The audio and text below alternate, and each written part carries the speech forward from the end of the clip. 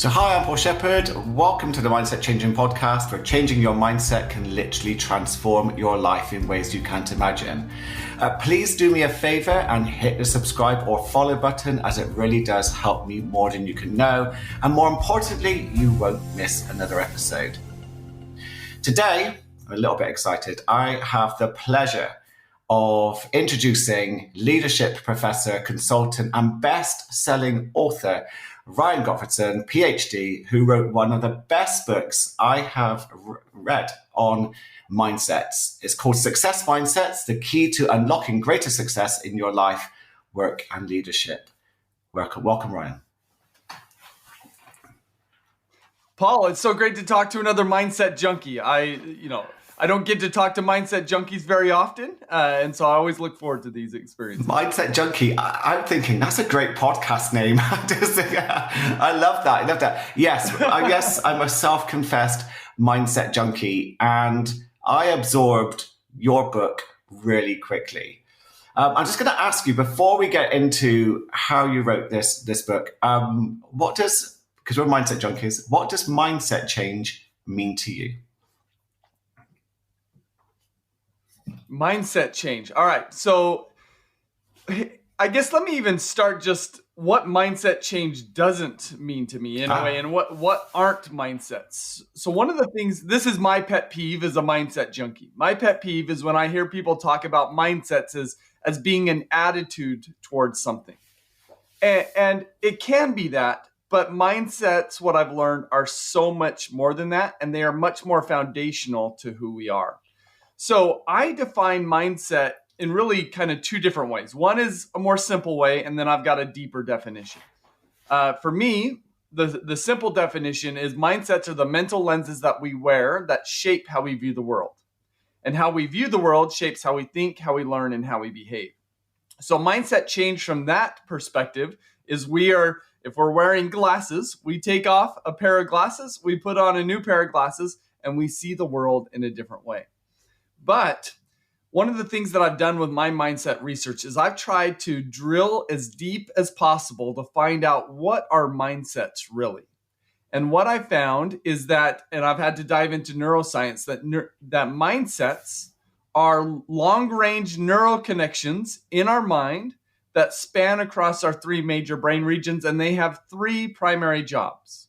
So the first job is to absorb information from our situation and identify the cues in that environment that are going to be important for us to know, right? So for example, if I walk into a room that I'm speaking to and it's all women, my mind is going to want to take in the fact that it's all women. That's going to be an important cue for me to take in. Then the second job of our mindsets is then to interpret those cues that we filter into our mind. Right. So, for example, I could interpret this room full of women as this is being a very scary place because I'm a man and this is a room full of women. But I could also interpret this as being a very warm, compassionate, and inviting place because many women are warm, compassionate, and inviting. Right. So that's the second job, is to interpret these cues that come into our mind. And then the third job of our mindsets is to activate different elements about ourselves to best navigate that situation that we're in based upon the information taken in and how we interpret it. So all of that to say is that when we shift our mindsets and change our mindsets at its most foundational level, what we are actually doing is we are rewiring the brain. We are changing, and we're changing our neural connections in our brain. And here's the thing. Is we've all got negative mindset neural connections and we've got positive mindset neural connections. The question is which one is stronger? Because the one that is stronger is going to fire more readily and more rapidly. That's going to be the default mode of processing our world. So for example, and I'm sure most people are familiar with fixed and growth mindsets. We've all got a fixed mindset neural connection. We've all got a growth mindset neural connection. If we're more fixed-minded, then we're going to process most of that information through that fixed mindset neural connection.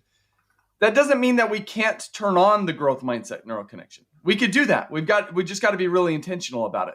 And when we understand this, that means that if we want to shift our mindsets, we've got to hit the gym for our brain, because our neural connections are a lot like our muscles. The more we work them out, the stronger they become. And so mindset shift is ultimately, to summarize all that, about shifting or strengthening our mindset neural connections. And how we do that is through activating and exercising those neural connections. Does that make sense, Paul? It makes total sense to me. And I get it, because yes, it's not just an attitude. I'm with you 100%. I think neurochemistry is involved. I think neural connections are involved. And just listening to you just talk to them about the brain training that comes with that. What type of brain training are you referring to? Well, it could be a lot of different things. The spectrum is really wide. So, here's where the research is really fascinating.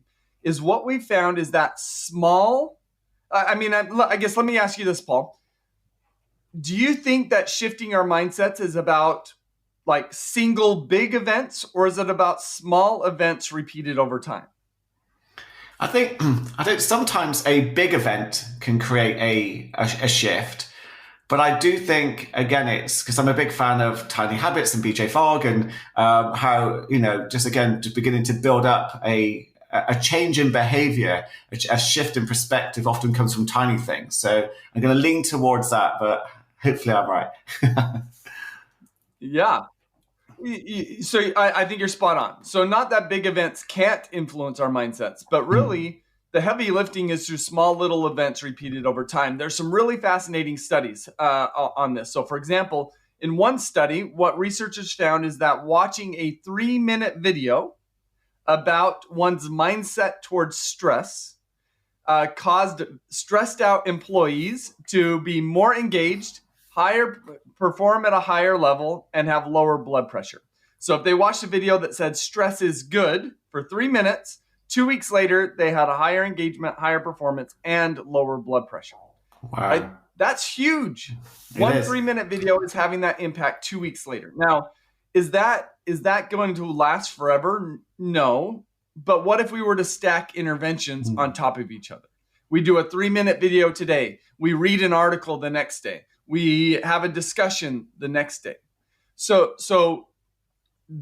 at a base level, it's about kind of doing the little things. Now, I would say that's maybe the most surface level approach to shifting our mindsets, and it's effective. But we could also engage in deeper level activities. So for example, one of the things that I've come to learn is that the quality of our mindsets is actually connected back to our past trauma that we've experienced. And everybody has trauma in their background. Yeah. And what we've learned about trauma is that when somebody experiences trauma, and for me, trauma is our body has a stress response system within it. And it's great. It helps us absorb stress so that we can navigate stressful situations in an effective way. But it does have a capacity. It has a certain limit. And whenever we're in an environment where the stress of that environment exceeds our capacity to deal with it, then our body has to go through rather drastic or take drastic measures to be able to adapt to that very stressful situation. And those drastic measures leave neurological imprints on our body. And generally, the consequences of being in these situations is that we become self-protective, right? And that's natural. If you experience trauma, you'll become more self-protective. And actually what that's doing at a neurological level is it's activating and strengthening the negative mindset neural connections, which are always going to be more self-protective, as opposed to, I speak about it in terms of the language of organizations, but organization advancing or contributing to a bigger purpose or a bigger meaning than just ourselves. And so when we understand that at that level, then the deeper ways in which we could shift our mindsets is to heal from our past trauma. Right? So one of the things that I've been doing over the last year and a half is I've been engaging with a trauma therapist I do a therapy modality that's called EMDR. It's eye movement desensitization and reprocessing. And it's just a deeper approach to working on my mindsets. And I feel like, if we would have talked 2 years ago, I would have said, man, the last 2 or 3 years since I've been working on my book, Success Mindsets, I have grown a ton. My mindsets are really different.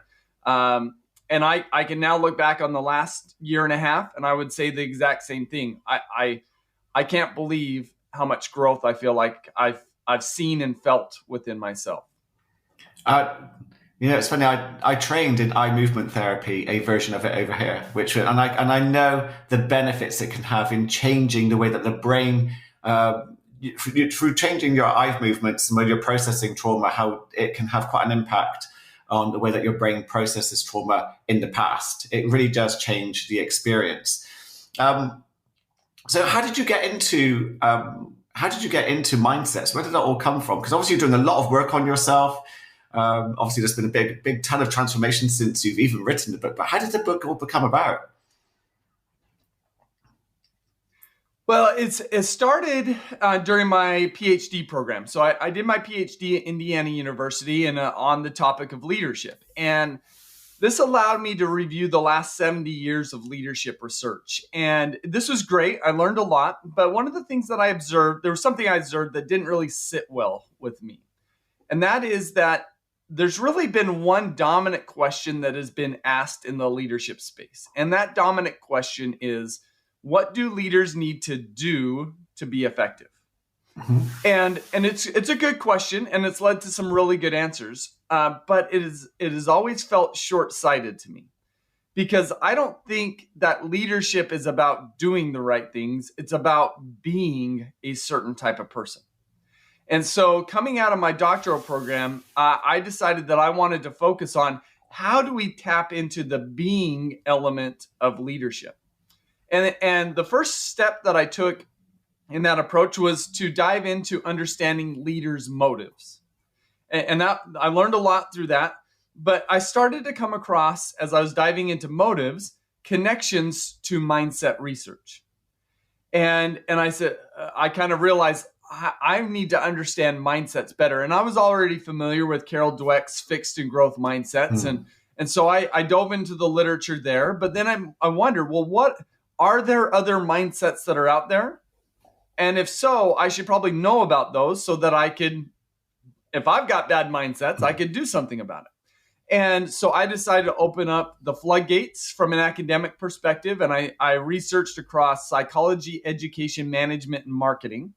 And I found that across these different domains, there's several different sets of mindsets. And I focus on 4 of those in my book, Success Mindsets.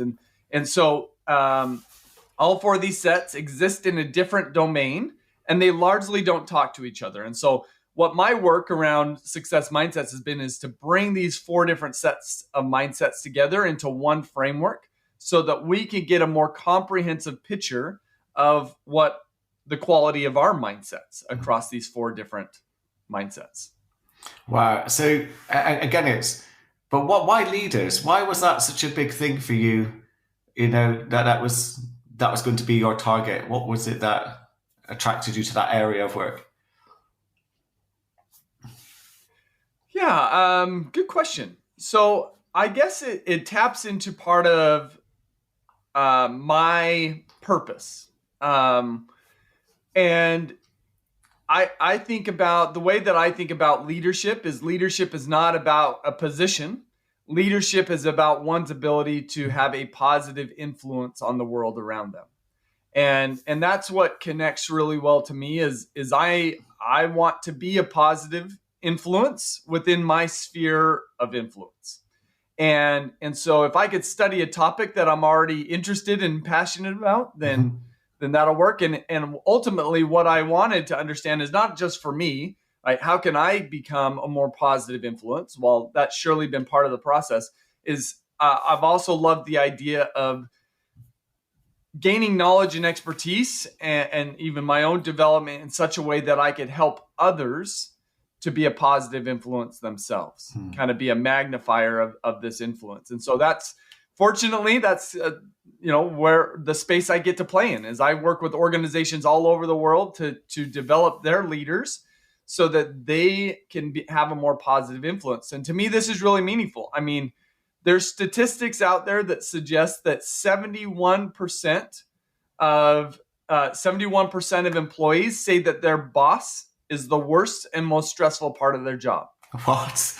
Right?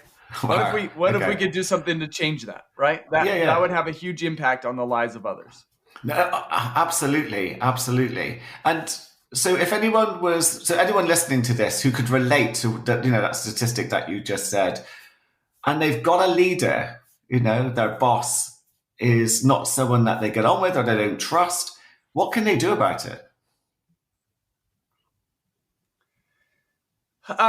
Well, it's challenging, and it's always going to be challenging because oftentimes what that means is that leader needs to heal himself in a way. For example, I had a call with an executive 2 days ago, and this executive, we're kind of diving into, okay, where are some places where you don't feel like you're doing a great job as a leader? And what he said to me was, I squash the ideas of my employees. And I was like, really? Why? Why do you do that? And I guess I was shocked he was so blunt about it and recognized it, because most leaders don't even recognize that they do that.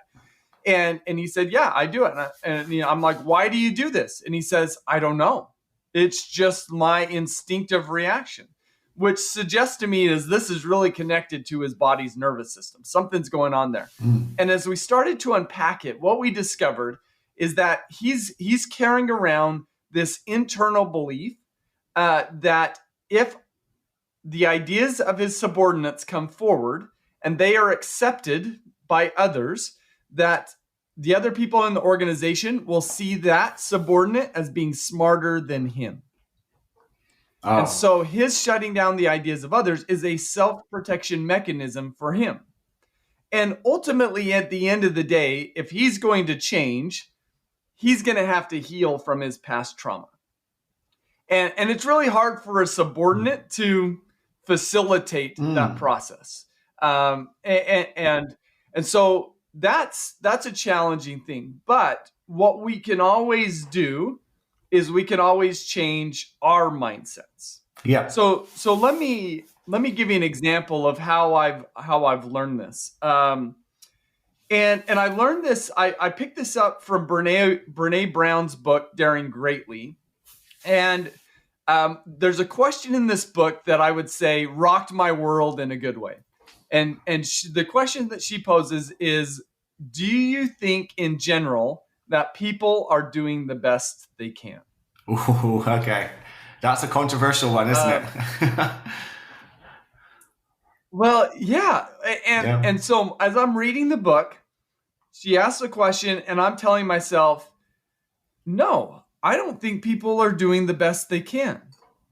And then what she goes on to say is that through her research, what she's found is that people who answer no struggle with shame and perfectionism. Okay. But people who answer yes are more willing to be vulnerable, and they live what she calls a more wholehearted life. And this is really fascinating to me. And here's how it showed up for me initially. So I live in Southern California. Southern California, or California as a whole, is home to half of the United States homeless population. What? Right? It's just, there's a massive homeless population here in California. Okay. And so what this means is that when I go from my home to work, it's pretty likely that I'm going to see somebody standing on a street corner asking for assistance. And how I used to see these people was through the perspective of, no, they are not doing the best that they can. And when I would see them as not doing the best that they can, I would be really quick to be critical of them, right? So the thoughts that would go on in my mind was, when I would see them, is, why are you asking me for my hard-earned money and you're just standing there? Why don't you do something more productive with your life? Go get a job or something, right? That was the way that I thought, because I saw them as not doing the best that they can. But after reading Brene Brown's book, I wanted to try to put on the different lens, the different mindsets. Can I see others as doing the best that they can? And so the next time I pulled up to the street corner, of course, my mind raced towards they aren't doing their best, because that was my negative mindset neuroconnection that dominates, and I had to intentionally activate my more positive mindset neural connection. And I told myself, okay, what if this person is doing the best that they can? And it led to another question that for me was really profound. I mean, it hit me like a punch to the gut. And the other question was, well, if they're doing their best, what has happened in their life that has led them to believe that this is the best way to live? Whoa, okay. And upon asking that question, my heart sunk. Like literally my heart sunk. And it was an experience I don't know if I've ever had before. Because before I was staying hard, I was staying callous, like you're a bad person, do something about your life. But in this instance, it hit me that, wow, this person has probably been through a lot. And in fact, if I had lived through what they have lived through, I could imagine myself being in that same position. And so immediately, rather than being critical of them, I'm now being empathetic. And honestly, it was kind of like I said, it was an experience that I had never really had before. And it was a really profound moment for me. And it taught me the value of that perspective is, and the better way to answer that question is in general, do you think others are doing the best that they can? Now as everybody, I don't know. I'm not sure that's up for me to judge. But if I believe that they're doing their best that they can, and there's a reason for why they're doing what they're doing, rather than wanting to step away from them, I now want to step towards them. I want to understand what's going on. And so that's just been a really profound experience for me. I love that, because what it shows is just by asking a question, and as coaches, it's questioning really does give the brain time to think and to begin to create that mindset shift into there could be other possibilities. So, and it's said this, but I remember when I was listening to, sorry. No, you're good. I just wanted to kind of close the loop for a second. We can continue talking, but because what led into that was the question is, what can employees do about their managers who don't have good mindsets? Well, that's maybe an approach that we could take. Is what if we were to see them as doing the best that they can? Then that allows us to explore the better why they're doing what they're doing, and rather being critical of them, we could be more empathetic towards them. And I think if we take that approach, we're going to put ourselves in a position to better navigate that situation more effectively. And I absolutely agree with you. You talked about protective mindset, and I heard that quite a lot in your book. There's a promotion mindset, is that right? And a protective mindset. So if you're in a protective mindset, do you think that you're going to almost in a way persecute your, superior, your leader, your boss, with a story that they're not doing their best? They are just, whatever judgment you're going to come up with. So can you tell me a little bit more about those different types of mindsets, promotion mindset, protective mindset? Well, let's, do you care if we introduce all four of them? No, that'd be nice. I think it'd be really nice for everyone to hear all four of them, all four mindsets, because I said I'd not heard of these. I've not in this way before. So I think people listening will find this absolutely fascinating.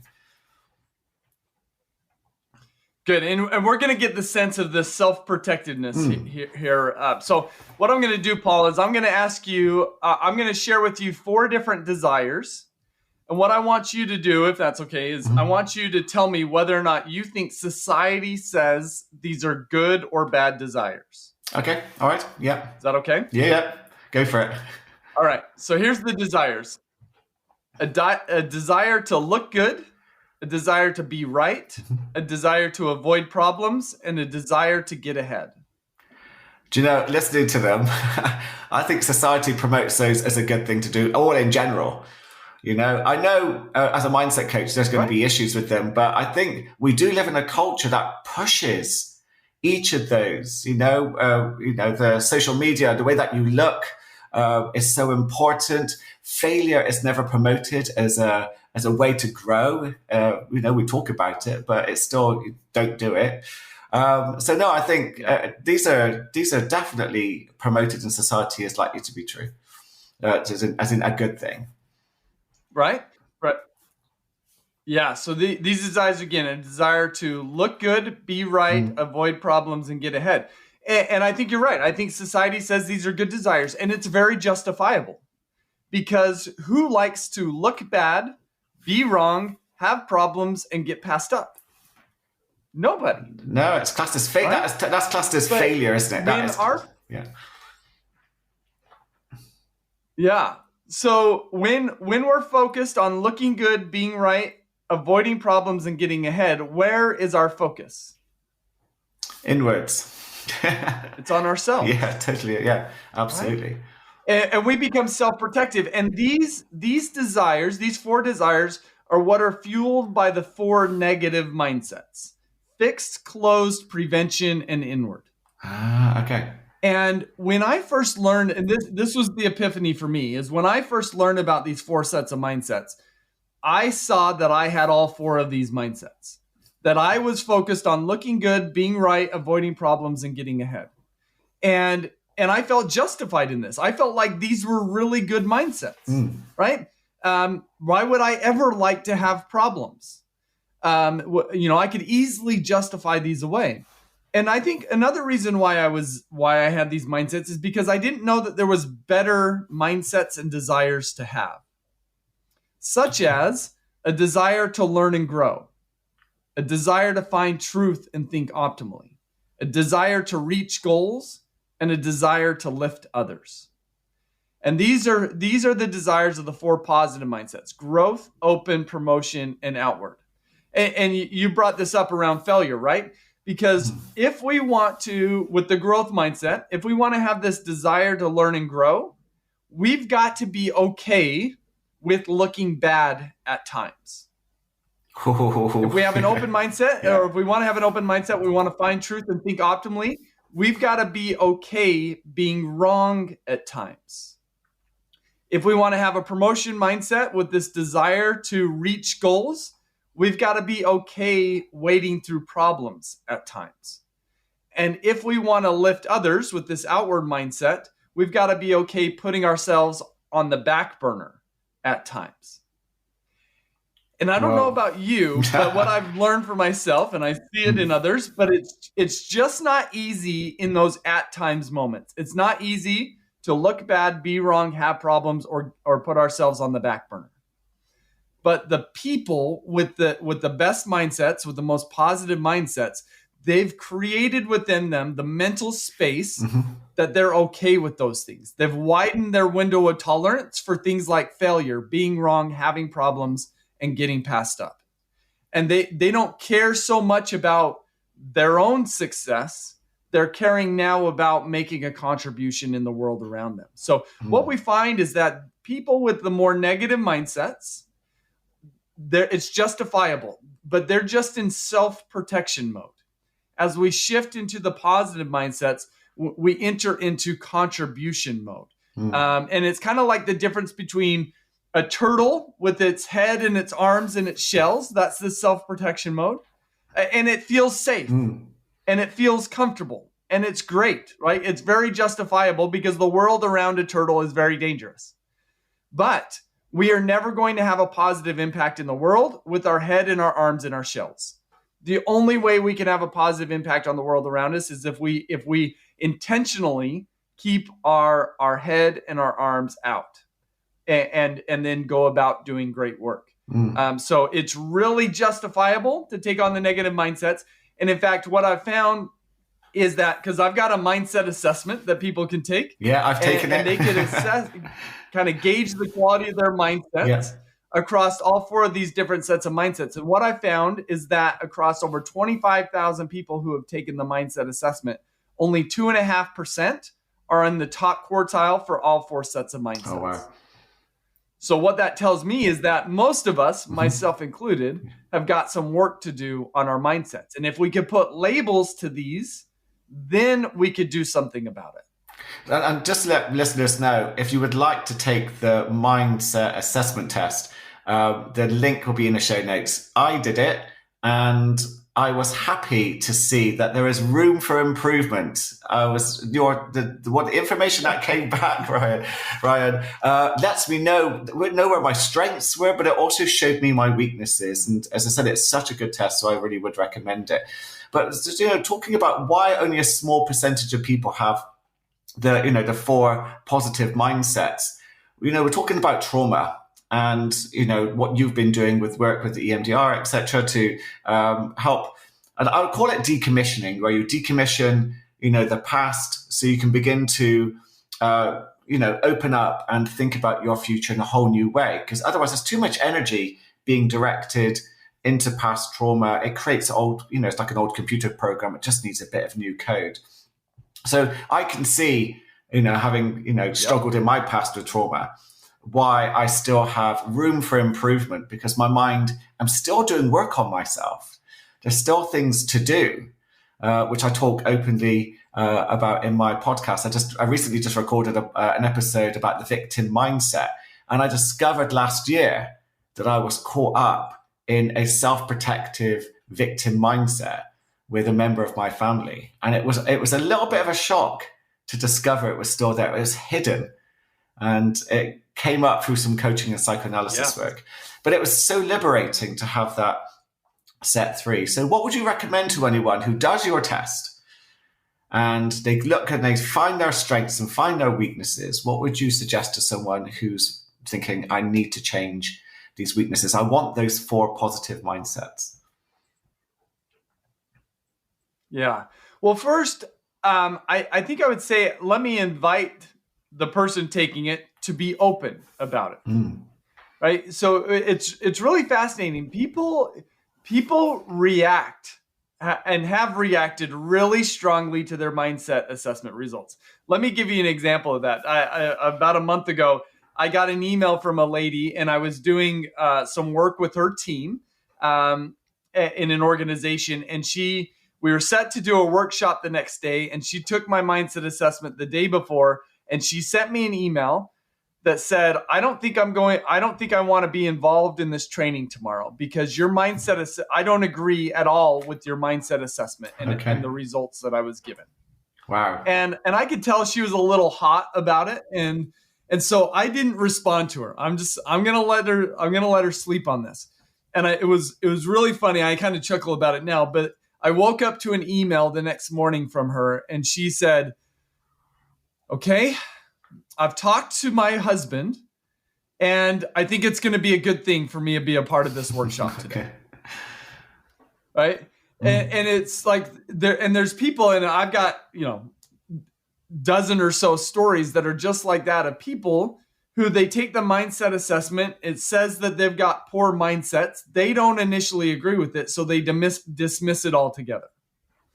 And so what I would invite anybody is to not react to it, but whatever results pop up, whether positive or negative, but to sit with it, to push it around a little bit. Is the assessment 100% accurate? I don't think so. I think it's impossible to be 100% accurate about something that most people aren't even conscious of. But I do think it is a helpful way to get more objective about our foundational mindsets. And if we could step into them and explore them a little bit, kind of push them around, I think what we're doing is we'll create the space for transformational change in our lives. And so there's a variety of resources that I have on the back end of the mindset assessment. People could access a mindset library with a whole host of books, resources, articles. I have a digital mindset coach that helps facilitate a mindset development plan. So there's a variety of resources that are there. So, but I think to me, that's the big thing is just create space to sit in and explore. And if we can do that, it could be transformational for us. I'm a mindset coach. So I know the benefit of having mindset coaching. And as I said, I love the work that you do. And again, you wrote the most incredible book. How did that come about? How did you go from, being a consultant, a coach, a professor to being a best-selling author? What happened? How did that turn into, what is an amazing resource, by the way? Well, thank you. And thank you for diving into it. It really means a lot. So, I mean, in all honesty, I wouldn't have done any of that without first working on my mindsets. So I'm somebody, as we talked about the prevention and promotion mindsets, I'm somebody through most of my childhood and most of my adult life, I had a prevention mindset, which means that I'm primarily focused on avoiding problems as opposed to reaching goals. And so what that meant for me is how I would wake up every day is essentially, how do I get through today in the easiest way possible? Right? That was kind of my mentality. And I never wanted to be an entrepreneur. I saw being an entrepreneur as being scary and risky. Like I'm going to put my family's well-being at risk if I become an entrepreneur. And at that time, I was working at my university, and I met a CEO in our community. And this CEO is this very kind of charismatic leader, really great guy. And he hands me a book. And I don't know if you can see this, but here's the book that he hands me. It's called The 5-Minute Journal. And he says, I know it. This book, so he says, this book is going to change your life. And outwardly, I'm very gracious, and I'm thinking, oh, yeah, thank you. I love books. This is fantastic. But inwardly, I'm thinking, who the hell does he think I am? There is no way I am ever going to journal. Right? And I literally brought the book home, and I was about to toss, I was gearing up to throw it in my trash can when I heard his voice in my ear that says, this book will change your life. And I was like, oh, well, so then I told myself, I'm going to give this 2 weeks. And if I feel a shift, then I'm going to keep doing it. But if I don't, then it's going in the trash. And I'm now about 3.5 years. I don't know. You can see behind me, I've got a whole stack of them behind me. And what this did is this book for me helped me shift from a prevention mindset to a promotion mindset. So every day I wake up and I answer 3 questions. What are three things I'm grateful for? What are 3 things that would make today great? And fill in some self-affirmations. And then at the end of the day, I ask myself, what are 3 amazing things that happened today? And how could I have learned, what did I learn today that I could use to improve in the future? And for me, what this was, is I was exercising my positive mindset, my promotion mindset, neural connections every day. And after I made these shifts in my mindsets, then my mind saw things like writing a book and being an entrepreneur as being a viable course of action to reach my purpose and my goals. Wow. Before, they were not a viable option because they felt risky and scary, right? You see how I was in self-protection mode. And as I shifted, I moved from self-protection mode to contribution mode. And now it's, how do I create a business so that I can have an impact on the world? How do I write a book so I can have an impact on the world? And then when I write the book, I'm faced with opportunities to invest in, marketing the book. And I mean, honestly, how I got the hit the Wall Street Journal and USA Today bestseller list was I had to invest in it. I had to put on a second mortgage on my home. Wow. In order to have the money to do this huge, massive marketing campaign that allowed me to hit the Wall Street Journal and USA Today bestseller list. And that was, that's like maybe one of the scariest decisions I've ever made. Yeah. Is doing a second mortgage, which feels really risky to be able to market the book. And I did it. Hit the bestseller list, and I have zero regrets about it. It may be the best thing that I've done for my business because now I've kind of got that moniker, and people take me serious at a level that they wouldn't have otherwise. So that's been my journey, but it foundationally started with a shift in my mindsets, and ultimately the 5-minute journal. So I tell this guy that gave me this book all the time, like, you're the reason why. It all comes back to him giving me that book, and it's been life-changing, game-changing. I do the online version of that each morning and night. But I also recommend to my clients they journal, and I talk about it in the podcast. But journaling is amazing. It's an amazing way to transform the mindset, but also develop some self-mastery, get to know yourself. Because we just don't give ourselves enough time to think, do we really? Or to process. It's constant distractions, constant things coming at us. And then we expect just to hit the pillow at the end of the day and go to sleep. And then no wonder people find it hard. Do you have like a mindset thing at night? Is this what you do last thing, or is there anything else that you do to clear your mind, help yourself?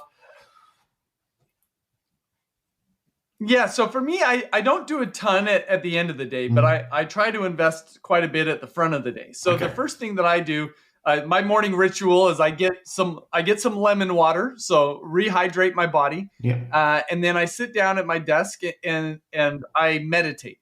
I could probably meditate for longer, but I usually meditate for 5 to 10 minutes. I use an app called Insight Timer.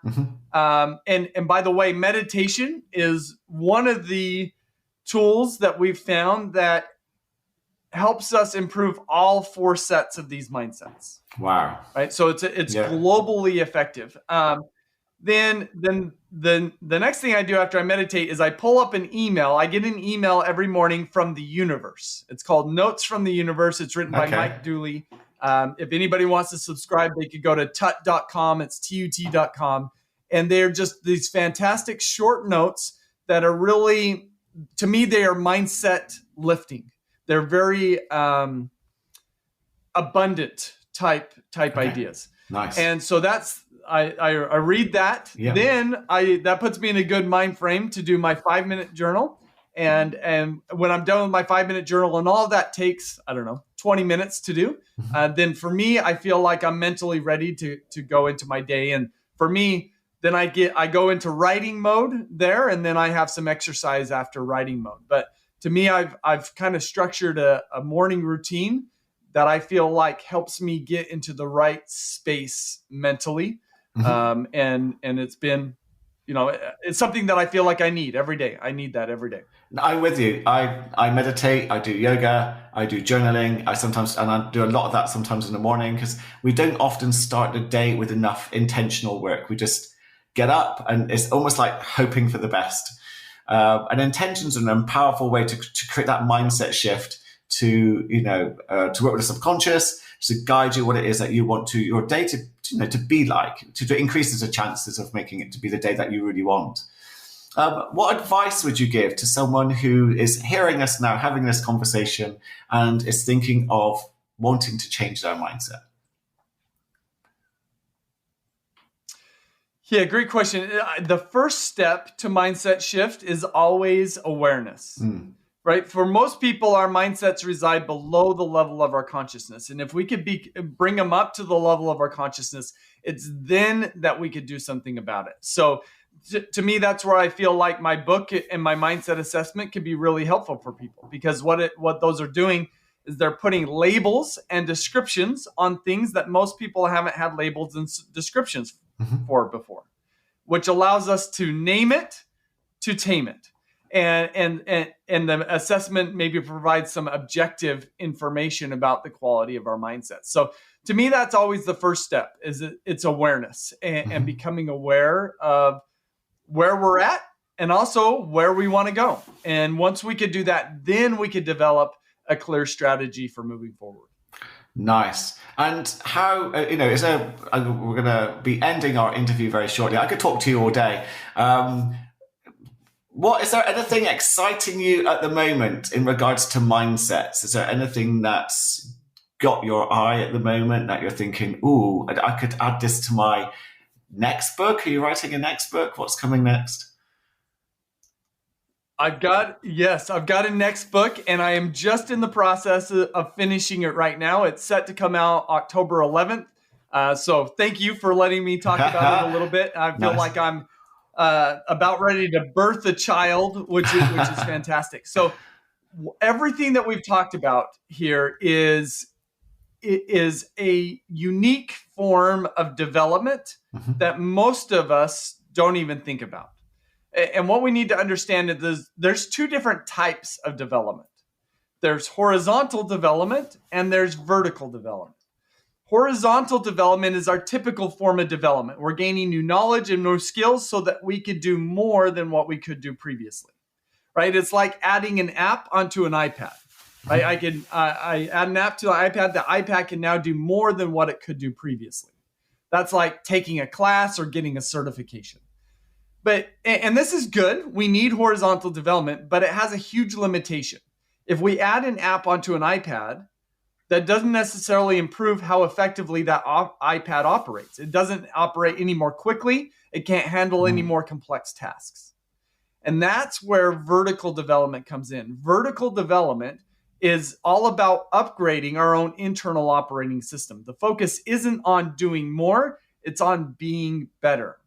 And the definition of vertical development, which fits in exactly what we've talked about, is elevating our ability to make meaning of our world in more cognitively and emotionally sophisticated ways. I love that.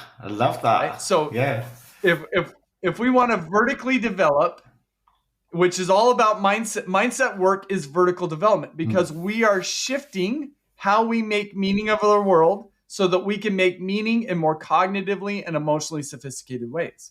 So my example with the homeless people is before I was making meaning of them in a not very cognitively and emotionally sophisticated ways. Right? I wasn't stepping into the complexity that is their world and what they have been through.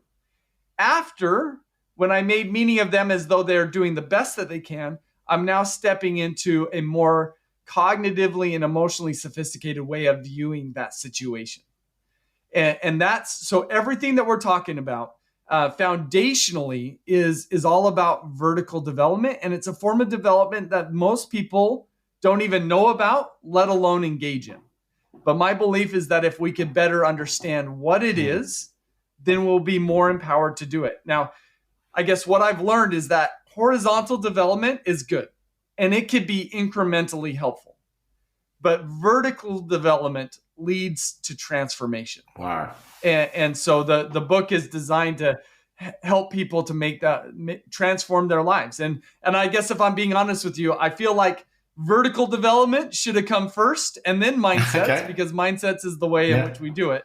But that's not the way that I learned it. I learned mindsets first, and now I'm learning about vertical development and how one of the best ways to do it is through a focus on our mindsets. So I'm excited to bring that out into. Well, that's not far away as well. So what's the book called?